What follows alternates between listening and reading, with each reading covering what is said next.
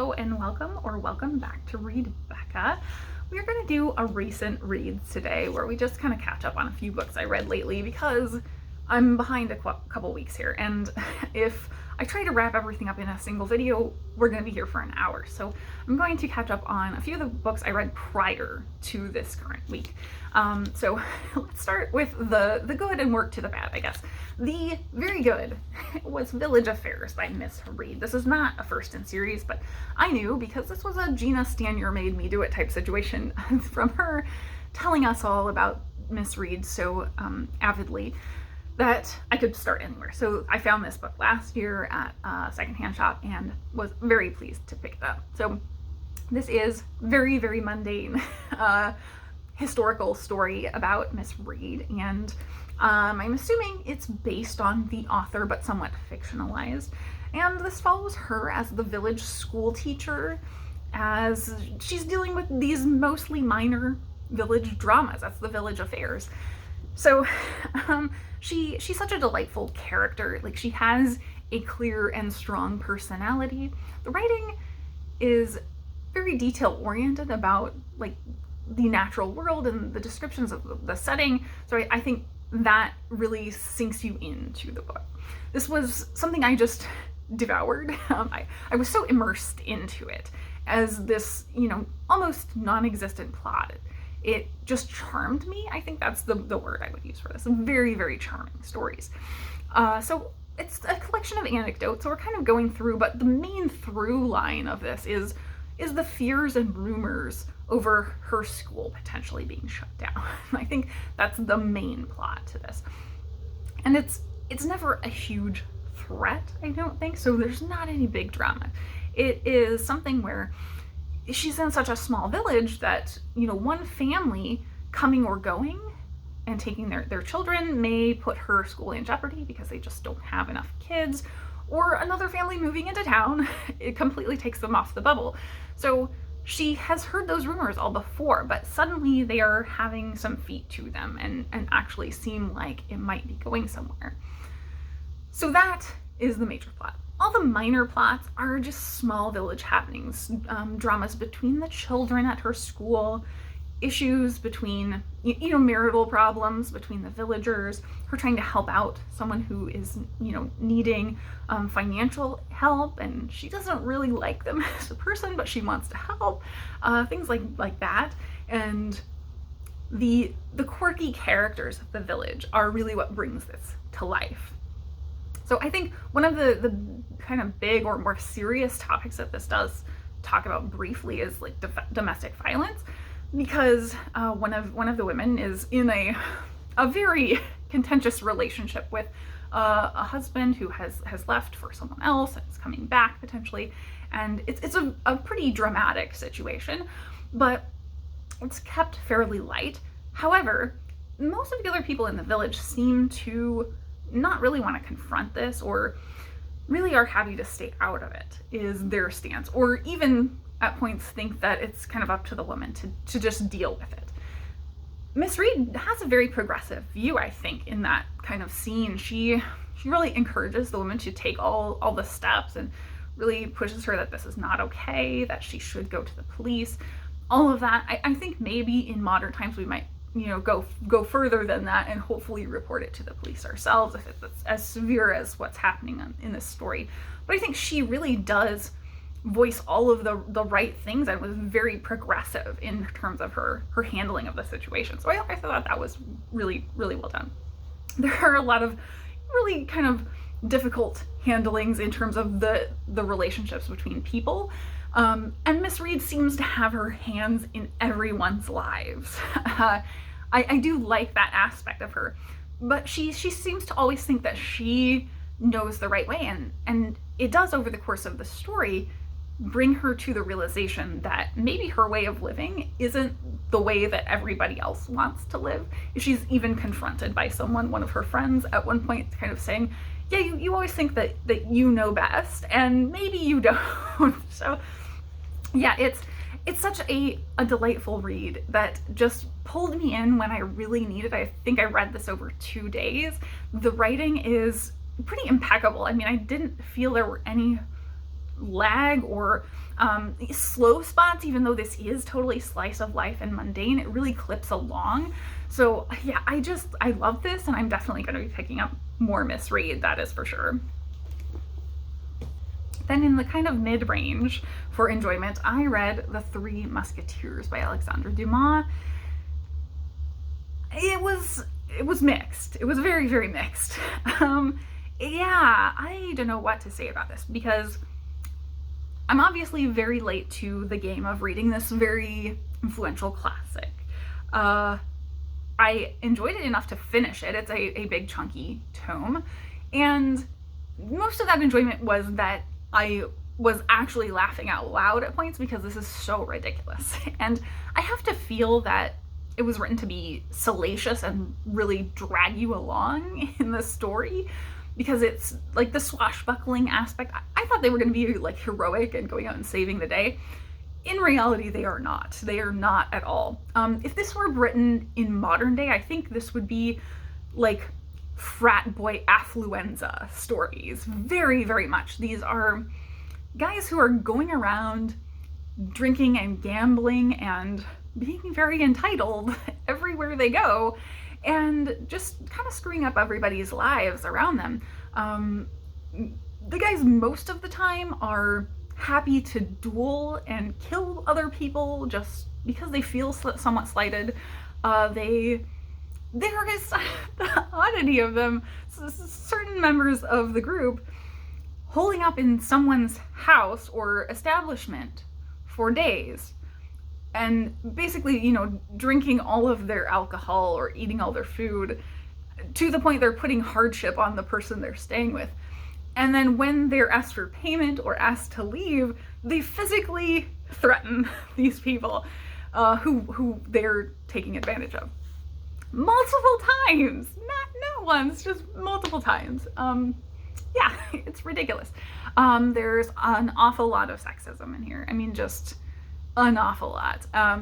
There's one point where they're talking about how a woman's wealth can't really, you know, make her more beautiful. But if she's beautiful, then her being wealthy is all the better for the man who's with her. And it's a longer passage, so I don't want to read the whole thing, but it just really gets behind their psyche of what they're thinking about. And in that particular aspect, they're thinking about a woman who is already married, that one of them wants to seek out. They don't seem to have a real problem with going after married women, because that also happens multiple times. They go after basically all women that they encounter. They have some sort of attempt at flirtation with. Yeah. One of them, so this is probably a spoiler, I don't know. Aramis is someone who is training for the clergy, and he killed someone and then had to leave because it was a scandal. And so now, a year later, like, this is how the story of how he became a musketeer. So now a year later, he's like, oh, the scandal's died down, so I guess I can go back to the clergy now. So the passage here is, now, as the ladies did not see the singer come back, and as he was found in the Rue Payenne with a great sword wound through his body, it was supposed that I had accommodated him thus, and the matter created some scandal, which obliged me to renounce the cassock for a time. Athos, whose acquaintance I made about that period, and Porthos, who had in addition to my lessons taught me some effective tricks of fence, prevailed upon me to solicit the uniform of a musketeer. The king entertained great regard for my father, who had fallen at the siege of Arras, and the uniform was granted. You may understand that the moment has come for me to re-enter the bosom of the church. So he became a musketeer purely because of, like, his father's reputation with the ruler. So, like, total affluenza, obviously. There's another element of D'Artagnan being commented as basically being dumb. Says, are there not some Latin verses upon that subject? Let me think. Yes, doubtless, replied D'Artagnan, who had never been able to cram the first rudiments of that language into his head, and who had by his ignorance driven his master to despair. Yes, doubtless there is one. So D'Artagnan is so stupid he couldn't pick up Latin, and he drove his teacher away out of his stupidity. So Yeah, the characters are interesting. I didn't like any of them, but they were entertaining for being such trash. And they were horrible, horrible guys. So that was the main thing I got out of this, is that it was entertaining and ridiculous and trashy fiction, and that probably was an extremely, entertaining thing to read serialized at the time. So I understood that. As far as the writing, the actual writing was quite good, and I think, holds up to most of what I would have expected from reading The Count of Monte Cristo. And obviously I read a little passage there, but the one thing that stood out to me in the writing that was odd is it almost felt like reading a play at points, because they sort of verbalize everything they're going to do. They're like, oh, we're going over here now. It had that feel to it where in a play they sort of announce what's happening. Yeah, it was kind of strange in that element, because I don't remember that being the case as strongly in Count of Monte Cristo in the writing style. So I don't know why that was here in this particular work. So I think that's it for Three Musketeers. It was ridiculous, entertaining, and I didn't love it, but I think I enjoyed reading it. That's about it. So if you haven't read that somehow, maybe give it a try, and if you're not liking it, it probably doesn't get better. And then finally, we have a DNF. So this is Hot and Badgered by Shelley Lawrenston. I was thinking of continuing on with this. I think I said the last time I talked about this that I was not going to DNF it, and I finally did just decide to do so, because this was supposed to be my fun, entertaining read, and I was in a point of really needing a fun, entertaining read, and I was not picking this up because this wasn't that. It's also not a romance book. I mentioned that last time. It's very much urban fantasy. It's very plot and heavy, and it's kind of long. It's like 400 pages. So I was plodding through it and not really finding it entertaining. It was very action-packed, but not fun. So that is why I DNF'd it. In terms of what this is about, in case you do want to pick it up, I think I might pick it up and read it later when I'm more in a headspace for that kind of heavy, serious thing with high action. This follows three badger shifters, or they're three sisters who are like half sisters. One of them's a full badger, the others are half badgers, like half wolf, half tiger. Yeah. And they are named Charlie, Stevie, and Max, because of course they have drama with their father, and their father is very central to this story in that he's a con man. They're not in communication with him, but at the start of the book, they're being sort of chased and under threat, and they don't know why, and it's because of their father's actions have put them in threat. So that's kind of the main source of conflict and drama that's going on here. And one of the girls drops naked, because she's a shifter, onto the balcony of someone else, this guy who turns out to be a bear shifter who is a bodyguard. And he's bodyguarding for a famous musician who is also a shifter. So they have that one encounter briefly, and then wind up back connected. And so the girls wind up moving into a bear shifter village, which that sounds very fun. Like that on its own sounds very fun, but it's really not. Like there's not anything really entertaining or fun about it other than that there's a lot of shifters around, which seems odd because they do explicitly mention here that there are normal humans, but I think everyone we actually encounter in this story is a shifter of some sort. So it's also so cheesy. Again, this should be fun, but the delivery was not fun. The guys, so again, with the threes for some reason, this bear shifter is part of triplets who are bear shifters. And we've got names for all of these people. They're like Dag, Berg, Coop. Like, it's so over the top. You have to laugh, but then it's played very straight. So of course these bear shifters kind of get caught up in this drama with the girls, and I mean, and that's it. Like it's just constant nonstop. Oh, there's a threat. What do we do to get out of this threat? Like it wasn't really pulling me along at all. It was just one thing after the other and no real character development as far as I could tell. No real relationships at all. There is a lot of nudity, or not even a lot of nudity. So you would think this is edging toward some sort of romance, but it's very desexualized nudity. It's really clearly spelt out that because they're shifters, they get naked all the time, sort of. And so it's really desexualized. Like there's a doctor scene or like a medical treatment scene, and she's just like, oh yeah, I'm comfortable with nudity, no big deal. You know, there's the weirdest moment. It's almost like a men writing women type moment where the main character, Charlie, takes off her shirt to get money out of her bra in a room full of people.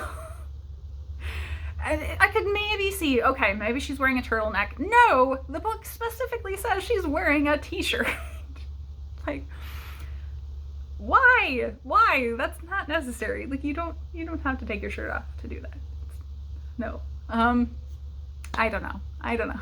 So, what else? What else went on in this? Yeah, I mean, the personality of the characters, I will say that was really well done. Like, these three girls, because they're honey badgers, like they all have that very stubborn, like really, like you can imagine them with that grumpy little honey badger face in so many moments, because they just sort of fly off the handle, and they're very at each other's throats very often over nothing, but yet they still really love each other. So you can tell like the sisterly love is there, and the honey badger personality is really there. So that was really well done, I think. It's just very confusing because of how ridiculous this is. Some things I really didn't like, you know, other than not being as swept up into the plot as I wanted, like real turnoffs, were people are constantly just like bodily moving. These girls are like, they get frustrated with them being their honey badger selves, and they're just like, okay, I'm gonna pick you up and put you over here. That happens a lot, and that is really not okay.